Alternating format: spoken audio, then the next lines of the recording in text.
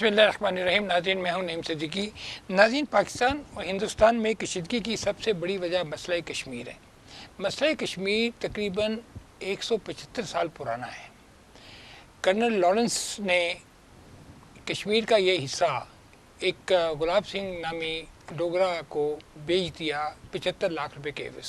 उस वक़्त शायद ब्रिटिश गवर्नमेंट के पास पैसे नहीं थे, या वो चाहते थे कि वो इस खत्ते में आए हैं तो लोकली इंडिजिनस फंड को जो है ना रेज़ किया जाए और इसी कौम के पैसों से इसी कौम के ऊपर हम हुकूमत करें। उसके तकरीबन इस वक्त पाकिस्तान को बने 75 साल हो चुके हैं और अभी तक कश्मीर का मसला किसी तरह भी हल नहीं हुआ, जबकि कश्मीर के इस मसले को खुद हिंदुस्तान लेके अक़वाम मुत्तहिदा गया था और उसने वहाँ कहा था कि इसकी सालिसी की जाए। लेकिन बाद में बाद ऐसे मामलात हुए कि जिसकी वजह से इस मसले का उस तरह हल नज़र नहीं आया। और उसके बाद आप देखें कि तकरीबन 1 लाख से ज़्यादा कश्मीरी जो हैं वो इस मामले में शहीद हो चुके हैं। वहाँ पर एट्रॉसिटीज़ हो रही हैं, लोगों को पैलेट गन से मारा जा रहा है। लेकिन सितम बाला सितम ये है कि पूरी दुनिया की जो ह्यूमन राइट्स कमीशंस हैं, जो ह्यूमन राइट्स NGOs हैं, जो UN है और दूसरे वो तमाम अदारे जो कि इंसानी हकूक़ के बारे में बहुत आवाज़ें बुलंद करते हैं, कश्मीर के मामले में बिल्कुल खामोश हैं। इस सिलसिले में पाकिस्तान का हमेशा से ये स्टांस रहा है कि कश्मीरियों को हक़ खुद इरादे दिए जाए, उनकी जो राय है उसको अहमियत दी जाए और वो जिस भी मुल्क के साथ रहना चाहते हैं, इंडिपेंडेंट रहना चाहते हैं, ख़ुद रहना चाहते हैं, उनको उनके रहने का मुकम्मल मौका दिया जाए। अब पिछले साल 5 अगस्त को हिंदुस्तान ने कश्मीर पर कब्ज़ा कर ली। उन्हें कश्मीर को 2 हिस्सों में डिवाइड कर दिया और आज पूरी कौम योम इस्तेसाल कश्मीर मना रही है। हमें देखना ये है कि जब भी हिंदुस्तान का दिल करता है वो पाकिस्तान पे चढ़ दौड़ता है, चाहे लफाजी की गोलाबारी करे, चाहे फॉल्स एक्शन करे, चाहे वो कहे कि जी हम कोई ना कोई ऐसा पाकिस्तान के ख़िलाफ़ पाकिस्तान के अंदर रह के कोई ऐसी कार्रवाई करें कि जैसे गुलभूषण यादव की बात अगर आप करते हैं, अफ़गानिस्तान से हिंदुस्तान की मूवमेंट्स को देखते हैं, बलूचिस्तान में हिंदुस्तान की मूवमेंट को देखते हैं, तो पाकिस्तान को कंटिन्यूसली मुआशी महाज पे, सियासी महाज पे, फ़ौजी महाज पे इस वक्त पाकिस्तान घिरा हुआ है इन किस्म के जो दुश्मनों के साथ नबर आज़मा होने के लिए। हमें देखना यह है कि आज हम 5 अगस्त है, पूरा 1 साल हो गया है। सेक्शन 37 और 35A को एब्रोगेट करके हिंदुस्तान ने पूरा कश्मीर पूरे अपने हिंदुस्तानियों के लिए खोल दिया है कि वो वहाँ जाके जैसे भी चाहें बिज़नेस करें, वहाँ जाके डोमिसाइल लें, वहाँ जाके रिहाइश इख्तियार करें और कश्मीरियों को वहाँ से निकालें। प्राइम मिनिस्टर ने कल बड़ा अहम इक़दाम उठाया और उन्होंने एक नक्शा की अनाउंसमेंट की, एक नक्शा जारी किया जिसको वफाकी काबीना ने मंजूर किया। पहली दफ़ा पाकिस्तान ने इंडियन ऑक्युपाइड कश्मीर को पाकिस्तान का हिस्सा करार दिया। मैं समझता हूँ ये पहली एक पाकिस्तान की मॉडल फतह है, एक बहुत बड़ा काम हुआ है। अब वो इस नक्शे को लेके अक़वाम मुत्तहिदा में जाने की बात करें तो आज हम एक एकेडमिक सेशन करेंगे कश्मीर के ऊपर और ये पूछेंगे कि ये दुनिया का सबसे एक ओल्डेस्ट डिस्प्यूट है जो किसी तरह रिजॉल्व नहीं हो रहा, जबकि उस पॉपुलेशन के बारे में है जो कि 100% मुस्लिम है। और दुनिया में जहाँ भी किसी भी कौम की अक्सरियत होती है, किसी भी मज़हब की अक्सरियत होती है, डेफिनेटली उन कौमों ने आज़ादियाँ हासिल की हैं और दुनिया के बहुत सारे ममालिक हैं जो पिछले 70 साल में आज़ाद हुए हैं। तो आज हमारे साथ मौजूद हैं मेजर जनरल अनायतुल्लाह साहब और आपके साथ हैं AVM इजाज़ मलिक साहब और टेलीफोन लाइन पे हमें बाद में ज्वाइन करेंगे इजाज़ुल हक साहब।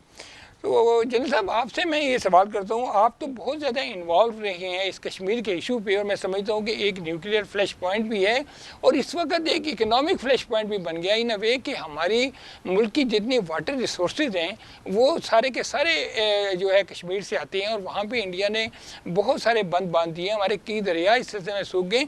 आप क्या समझते हैं कि क्या कोर इशू है डिप्लोमेटिक तौर पे भी और फौजी तौर पे भी जो हम इस कश्मीर के मामले को अभी तक रिजॉल्व नहीं कर सके? इसको सियासत भी इस पे हो रही है और ख़ास तौर पे हमारी पार्लियामेंट में इसके ऊपर कोई आवाज़ नहीं उठती। आप कश्मीर को रिजॉल्व इसलिए नहीं कर सके क्योंकि आप बार बार प्लेबिसाइट की बात करते हैं। प्लेबिसाइट बहुत इंसाफ का तरीका है कि आप कश्मीरी से पूछें कि वो कहाँ जाना चाहते हैं, बहुत अच्छा सलूशन है। मगर प्लेबिसाइट इंडिया को मंजूर नहीं है। उनके पास 2/3 ऑफ कश्मीर है, 1/3 हमारे पास है। اگر وہ 2/3 ان کا جو کشمیری ہے، ابھی اوور 70 ایئرز میں انہوں نے ان کو دیکھ لیا، اگر وہ ان کو جوائن کرنا چاہتے انڈیا کو، انڈیا کل پلیبسائٹ کروائے گا، ٹھیک ہے، کیونکہ اگر صرف ان کا جو کشمیر ہے وہ ان کو ووٹ دے دے تو ہمارا کشمیر بھی ان کے پاس جاتا ہے۔ وہ اس لیے پلیبسائٹ نہیں کرواتے کیونکہ ان کو پتہ ہے کہ سارے کشمیری جو ہیں وہ پاکستان کے لیے ووٹ کریں گے، ٹھیک ہو گیا۔ ابھی یہ جو چیز ہے دنیا میں ہمیں پھیلانی چاہیے کہ مورلی سپیکنگ ہم پلیبسائٹ جیت چکے ہیں، یہ ہم بات نہیں کرتے، ہمیں ایک ورلڈ کپ جیت چکے، اس لیے کہ سارے کشمیری پاکستان کے ساتھ ہیں۔ اگر وہ انڈیا کے ساتھ ہوتے تو 2/3 ان کے پاس ہے۔ اوکے، یہ سب سے بڑی چیز ہے۔ جی نمبر 2 جہاں پر ہمیں ابھی کوشن لینا چاہیے، 51 یا 52 میں پلیبسائٹ ہونے والا تھا، ٹھیک ہے، اس میں کیا ہونا تھا کہ دونوں ٹروپس نے پل آؤٹ کرنا تھا، انڈین ٹروپس اور Pakistani troops, they had to pull out. پھر اینڈ میں کسی نے شرارت کی اور کلوز ڈال دیا کہ پہلے پاکستان pull out ٹروپس کرے۔ Will pull out first. Obviously Pakistan objected and they refused. جی اب بھی جب ہم کہتے ہیں کہ بھئی we should have the plebiscite according to the UN resolution، میری تمام فورن آفس کو ایک ریکویسٹ ہے کہ پلیز چیک اپ کہ وہ کلوز ختم ہوا ہے یا نہیں ہوا ہے، یہ نہ کہ وہ کلوز ابھی تبھی ایگزسٹ کرو ہم پھر جائیں اینڈ دین، تو یہ ایک چیز ہے کہ UN resolution with that clause that was an offensive clause should be amended، ٹھیک ہو گیا۔ اس کے بعد پلیبسائٹ، مگر ابھی بات یہ ہے کہ میرا سوال ہے سب سے، کیا انڈیا آپ کو پلیبسائٹ کرنے دے گا؟ نمبر 1۔ نمبر 2، کیا وہ انڈیا آپ کو کشمیر پلیٹ پہ دے گا؟ رکھ کے دے گا؟ بالکل نہیں۔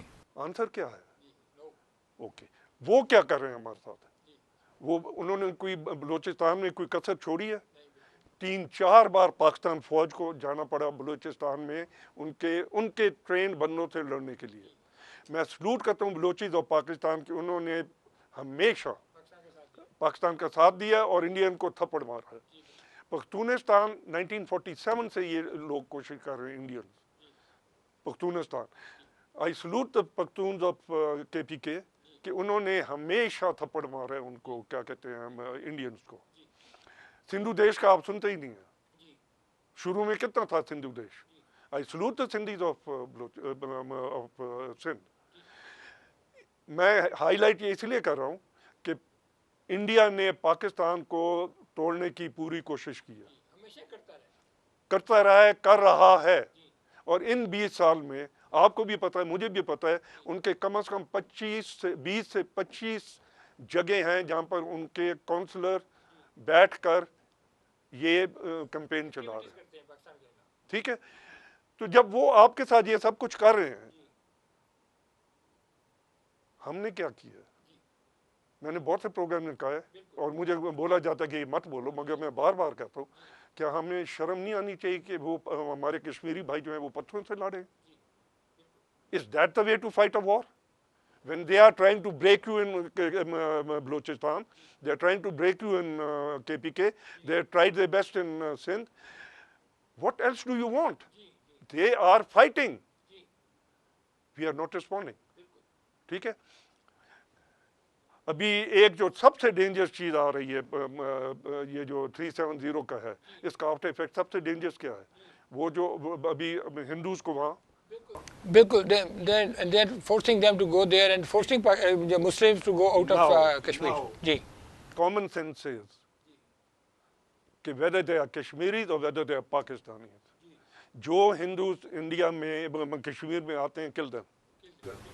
بالکل سر، میں آپ کی طرف آتا ہوں جون صاحب، میں last statement I made, but any Hindu coming and settling in Indian held Kashmir should be everything is fair in love and war. سر بالکل سر، اعجاز ملک صاحب آپ مجھے بتائیے گا کہ 26 جنوری 1950 کو کشمیر میں سیکشن 370 آرٹیکل کا اضافہ کیا گیا۔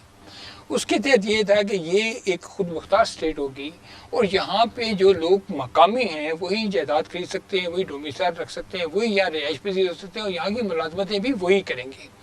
ایسا کیا ہوا کہ یہ 5 اگست کو ایک اتنا بڑا ایکشن انڈیا نے کیا؟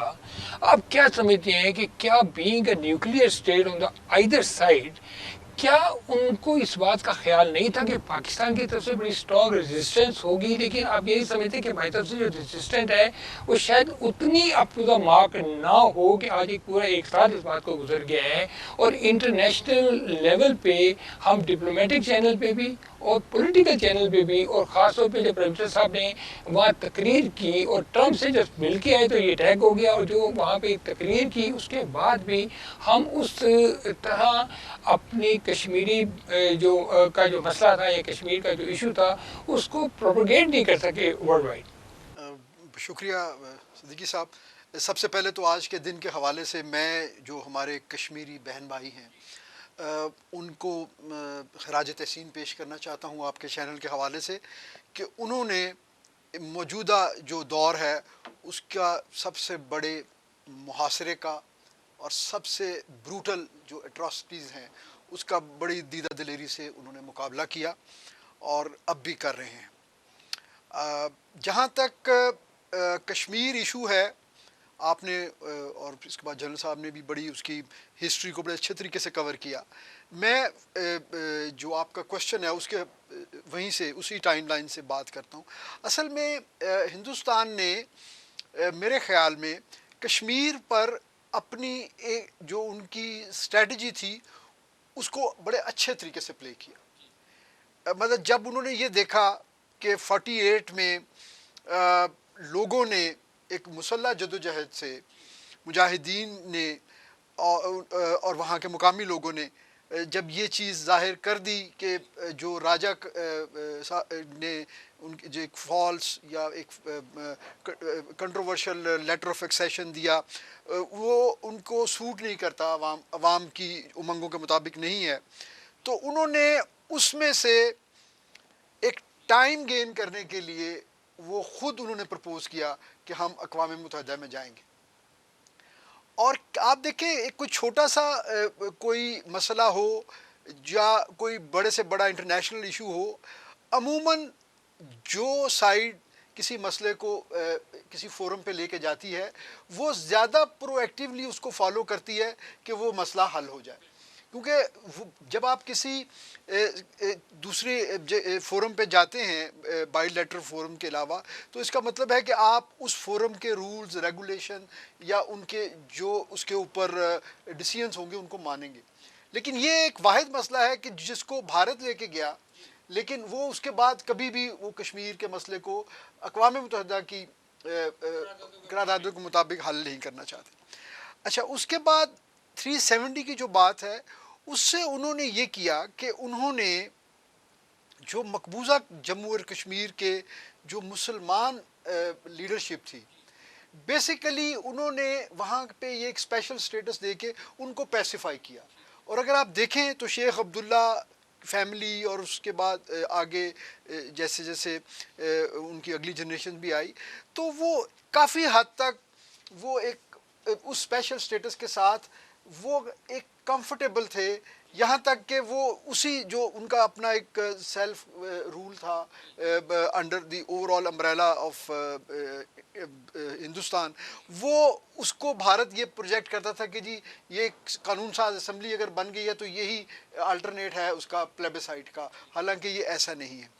لیکن اب غالباً انہوں نے یہ سمجھا، کیونکہ اب وہاں پہ آ گئی ہے انتہا پسند حکومت، تو اب وہ یہ جو ہے نا یہ ڈیلیڈ اسٹریٹجی اور یہ اس طرح کی جو ہے نا چیزیں، وہ ان چیزوں سے اپنے آپ کو ماورا سمجھتے ہیں اور اس قسم کے اگریسو انہوں نے اقدامات کیے ہیں۔ ہمیں دیکھنے کی یہ ضرورت ہے کہ ہم پچھلے 75 سالوں میں اور خاص طور پہ پچھلے چند سالوں میں ہم کہاں جی، کھڑے جو ہیں۔ پولیٹیکل گورنمنٹس کی چیز جو کو ہماری analyze پولیٹیکل گورنمنٹس ہے، کہا جاتا ہے کہ جتنی پولیٹیکل گورنمنٹس ہوتی ہیں وہ اپنا موقف جو ہے نا ڈپلومیٹک لیول پہ بھی پولیٹیکل لیول پہ بھی بڑا بہتر طور پہ پیش کر سکتی ہیں۔ اب جیسے ہمارے پرائم منسٹر صاحب نے کہا کہ جی ہم یہ نقشہ ہم لے کے آئے ہیں، اس نقشے کی سگنیفیکنس کیا ہے، اور دوسرا یہ کہ اس کی لیگل اور پولیٹیکل جو امپیکٹ ہوگا وہ کیا ہوگا جب اس کو یو این میں لے کے جائیں گے، کیونکہ انڈیا تو آلریڈی 3 دفعہ جا چکا ہے قرارداد لے کے، لیکن اس کا شاید 2 ایکول پار لیول کی جو پاورز ہیں ان دونوں کے درمیان ایک جو پاور ہے وہ جس کو کہتے ہیں نا جی ایکسٹرا جوڈیشل کہہ لیں یا اپنی جو کیپیسٹی سے زیادہ بڑھ کے دوسرے کو ڈرانا یا دمکانے کی بات کر رہا ہے، جو کہ انڈیا کا رویہ اس پورے سارک ممالک کے ساتھ رہا ہے۔ دیکھیے یہ جو نقشے کا جو سگنیفیکنس ہے وہ اس میں سب سے پہلی بات تو یہ ہے کہ اوور دی ایئرز ہمارے اپنی سوسائٹی میں ہمارے اپنے بہت سارے میڈیا ہاؤسز میں اس چیز کو انٹینشنلی یا ان انٹینشنلی تھوڑا سا یہ چیزیں ویگ ہو گئی تھیں۔ یہ جو ہماری موجودہ جنریشن ہے وہ ان کو نہیں پتہ تھا کہ ہمارے بارڈرز کی ڈیمارکیشنز کیا ہیں، ان کو نہیں پتہ تھا کہ ہمارے جو بھارت کے ساتھ جو ڈسپیوٹس ہیں ان کی فزیکلی آن گراؤنڈ کیا پوزیشن ہے، اور اس لیے یہ بہت ضروری تھا کہ ہم اس چیز کا ایک ڈاکومنٹ کی صورت میں اظہار کریں۔ تو ایک تو یہ ہے مطلب یہ کہ ہمارا سب سے ایک پہلی بات پروٹیسٹ بھی ہے اور ایک ہمارا دیکھیے رائٹ اس بھی کے ہے۔ دو ڈائمینشنز ہیں۔ ایک تو یہ ہے کہ یہ it should serve as a standard political administrative map of Pakistan, کیونکہ اس میں ہم یہ ظاہر کر رہے ہیں کہ فاٹا جو ہے وہ اب جو ہے مین لینڈ کے پی کے کا حصہ ہے۔ اس میں ہم یہ شو کر رہے ہیں کہ سیاچین ہمیشہ سے پاکستان کا حصہ رہا ہے۔ اس میں ہم یہ شو کر رہے ہیں کہ ہمارا پورا کشمیر، پوری کشمیر یعنی اے جے کے کے علاوہ بھی گریٹر کشمیر اور جی بی جو ہے وہ ایک ڈسپیوٹڈ ایریا ہے، اس کی ڈیمارکیشن ایل او سی جو کہ ایک ملٹری جو لائن ہے جو کہ کبھی بھی جو ہے چینج بھی ہو سکتی ہے، اس کو آئیڈینٹیفائی کیا گیا ہے، اور سر کریک کو جو ہے پاکستان کا حصہ دکھایا گیا۔ اچھا میں جلسہ بتاتا ہوں، بریک سے پہلے تھوڑی سی بات کریں سر۔ چائنا پاکستان کا ٹیسٹڈ فرینڈ ہے۔ China is the tested friend of Pakistan. Pakistan کے چائنا کے ساتھ بڑی کلوز ٹائز ہیں، ملیٹریلی بھی اور ہماری اکنامکلی بھی۔ اب یہ جو جتنا بھی ایریا ہے جو لداخ ہے وہ actually is a part of Kashmir, جس کو انڈیا نے علیحدہ کیا، پھر ایک 1962 میں چائنا کے ساتھ ایک وار کی، پھر ابھی کرنٹلی بھی چائنا کے ساتھ ایک ان کی وار ہوئی جس میں ان کو بڑی بیڈلی شکست ہوئی۔ آپ کیا سمجھتے ہیں کہ کیا انڈیا پولیٹیکلی اینڈ ملیٹریلی اتنا اسٹرانگ ہے as compare to Pakistan and China کہ سائملٹینیسلی وہ اس قسم کا جو افینڈ کر سکے دونوں کنٹریز کو، یا ان کے ساتھ کوئی لڑائی مول لے؟ چائنا کے ساتھ تو بالکل ان کا ریشو آپ سب کے سامنے ہے، وہ چائنا کو بالکل میچ نہیں کر سکتے۔ مگر ابھی جو امپورٹنٹ چیز ہے جو کہ پاکستان میں ابھی تک کلیئر نہیں ہوئی ہے کہ یہ جو چائنا نے ایکشن لی ہے کیا ہم سے پوچھ کے کیا ہے یا یہ ان کا انڈیپینڈنٹ ایکشن ہے؟ لگتا ہے کہ یہ ان کا انڈیپینڈنٹ ایکشن ہے، ٹھیک ہے نا۔ تو ابھی یہ کون سا ایریا لے رہے ہیں، کوئی نقشہ مجھے ابھی تک نہیں نظر آیا، جو کہ دو نقشے کوئی ملتے ہوئے نظر نہیں آتے، ٹھیک ہے۔ یہ مجھے لگتا ہے کہ یہ ٹیکٹیکل قسم کی بات ہے، ٹھیک ہے، جو وہ ایریا کاو کر رہے ہیں۔ جو میں نے سب سے زیادہ بھی دیکھا ہے انہوں نے ابھی تک انڈس کو کراس نہیں کیا، مگر جو کراس کیا کیا پاکستان اس کو اون کرتا ہے؟ ابھی یہاں پر ہم سارے خاموش ہیں۔ تو China I hope does not do anything without our consent. جی بالکل۔ تو آپ کیا سمجھتے ہیں کہ جو اس وقت سی پیک کا پروجیکٹ ہے، بیسیکلی ایک اس وقت دنیا کی جو وار ہے وہ سیکنڈ ورلڈ وار کے بعد دنیا نے سوچ لیا کہ جنگ جو ہے وہ کسی سلوشن کا حل نہیں ہے، اور اسی طرح یہ GATT, World Bank, I M F, یہ ساری کی ساری آرگنائزیشن ہیں کہ دنیا کو اکنامک جو چنگل ہے اس میں پھنسایا جائے، ان کو ٹریپ کیا جائے۔ تو اب کیا سمجھتے ہیں کہ جو چائنا کی امریکہ کے ساتھ ابھی وار اس طرح تو نہیں ہو سکتی جس کو اب جنگی جنگ کہتے ہیں، لیکن جو اکنامک وار ہے کیا اس کو کرٹیل کرنے کے لیے آپ یہی سمجھتے ہیں کہ انڈیا کے پیچھے کوئی امریکن یا اسرائیلی جو تھنک ٹینک ہے اس کا کوئی ہاتھ ہے، جس کی وجہ سے وہ in the longer interest of Europe and America, they want to curtail China کہ اتنے ہی کام کرے تاکہ معاشی طور پہ وہ اتنا مضبوط ہو سکے۔ اس کے لیے انڈیا کو شاید ایک اسکیپ گوٹ بنا جائے۔ ٹھیک ہے جی، بزنس میں بھی وہ فیل ہو گئے ہیں، ٹھیک ہے. And as far as militarily is concerned, military انہوں نے کوئی ایکشن ابھی تک چائنا کے خلاف ٹیسٹ نہیں کیا.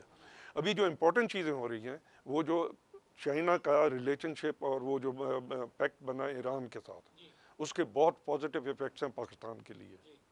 ٹھیک ہے, ہاں, اور جس میں سے وہ انڈینز کو دیکھا بہت, جی وہ ہمیں ویلکم کرنی چاہیے. جی کیونکہ ایران ہمارا نیبر ہے, ایران مسلمز ہیں, اور پچھلے کتنے ڈیکیڈ سے وہ انڈر سینکشنز ہیں آف دا امریکنز.